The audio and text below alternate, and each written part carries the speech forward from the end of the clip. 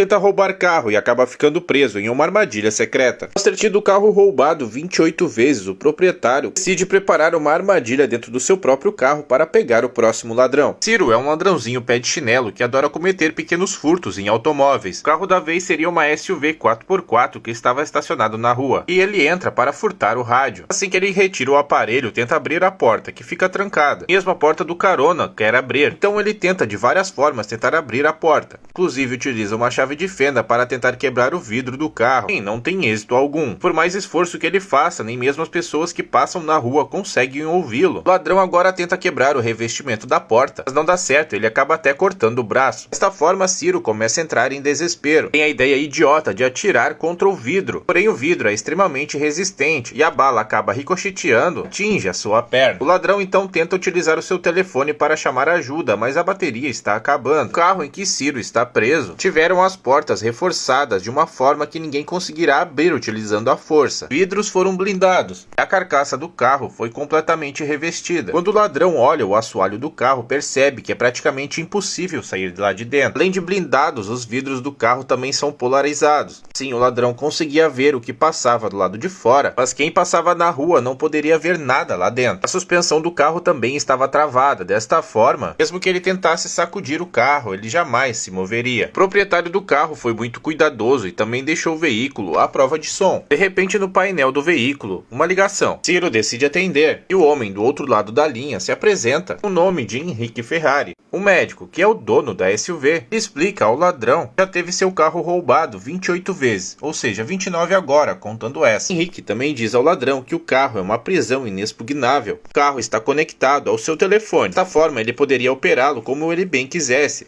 O proprietário do carro lhe dá uma dica muito importante. Ele fala que a única parte do carro que não é a prova de balas é o tanque de gasolina, que esse tanque pode comportar até 120 litros de gasolina e ele está cheio. Se o ladrão atirar contra o tanque para escapar, o carro irá se transformar em uma bomba. O proprietário do carro continua a conversar com o ladrão. E ele fala que durante a sua infância, a segurança das pessoas era maior. As pessoas deixavam as casas destrancadas e não acontecia nada. Rick também pergunta ao ladrão o que ele faria se pegasse seu filho roubando. O ladrão responde que não sabe o que faria, mas a resposta não agrada ao médico. Utiliza o seu celular para baixar completamente a temperatura de dentro do carro. Com o ar-condicionado no zero, o ladrão tenta se aquecer da forma que dá. Depois de um tempo, a temperatura volta ao normal. O ladrão agora começa a ficar com muita sede, pois fazia muito tempo desde a última vez que ele bebeu água. Quando de repente uma viatura da polícia estaciona bem na frente da caminhonete. O policial coloca uma multa no carro por causa dos vidros escuros. Ciro tenta de todas as formas chamar-lhe a atenção do policial, mas todo o seu esforço é em vão. Passa-se um pouco o tempo e de repente começa a chover. A água da chuva começa a escorrer no vidro do carro e o ladrão fica ainda mais com sede. De repente o dono do carro liga de novo e pede ao ladrão que diga seu nome completo e identidade. Promete que se ele fizer isso, lhe dará um pouco de água. O ladrão aceita a proposta, pois está com muita sede. O médico então diz que na parte de trás do carro tem uma garrafa com água. Que essa água estava com uma coloração azul, mas o ladrão não deu bola. Passado-se um dia que o ladrão está preso no carro, o ferimento da bala na perna de Ciro está piorando. Então novamente Henrique entra em contato e o dono do carro conta que está numa condição terminal e que o médico que ele consultou lhe deu apenas 1 ano de vida. Após contar isso, Henrique também começa a falar sobre todos os crimes que aconteceram a ele e a sua família. O ladrão estava muito abalado por causa do ferimento na sua perna, ficando por horas apenas ali deitado, tendo fome, sede e dor. Desesperado e com muita fome, agora o ladrão começa a comer folhas de papel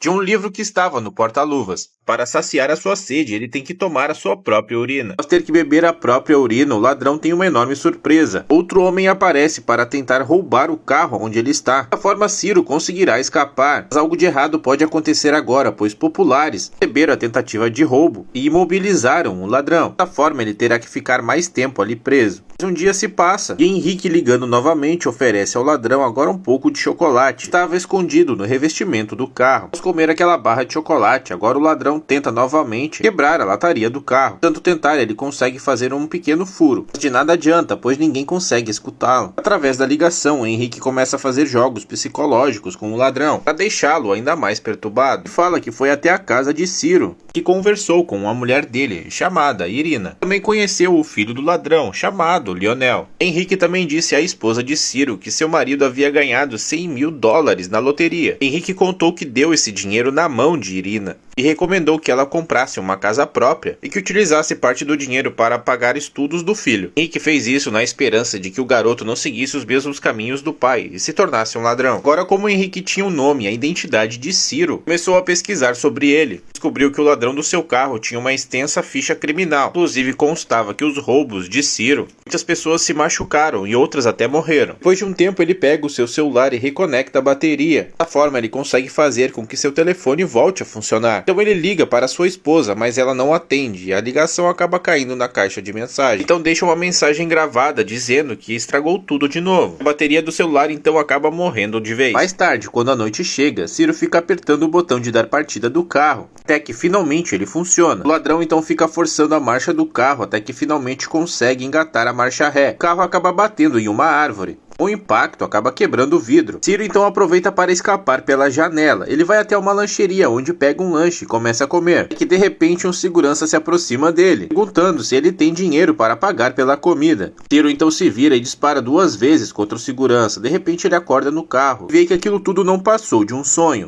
Após acordar do pesadelo em que estava tendo, Ciro continua com fome e percebe que não vai ter como sair do carro. Com sede e fome, já sem forças para continuar ali, Ciro decide tirar a própria vida. Então ele pega sua própria arma, coloca na boca e ao puxar o gatilho a arma acaba travando. Abatido e triste por não poder acabar com seu sofrimento, de repente Henrique, o proprietário do automóvel, aparece e acaba entrando ali dentro do carro. Mas Ciro, muito debilitado, não reage. Então Henrique pega a arma do bandido e coloca sobre o painel do carro e conversa com ele por um instante. De repente o telefone de Henrique toca e ele atende, pois era uma paciente. Enquanto conversava, o ladrão aproveita esse momento de distração, pega a arma do painel e dispara contra Henrique. Agora com as portas destravadas, então Ciro consegue escapar de dentro do carro. Mas ele está muito fraco e debilitado, então começa a atirar para o alto e grita por ajuda para chamar a atenção. O médico então se recupera do disparo e consegue imobilizar o bandido, mas uma policial aparece e vê toda a confusão e pede para que Henrique abaixe a arma. O médico então se recusa, desta forma toda a imprensa aparece para filmá-lo. Agora então toda a cidade sabe o que está acontecendo.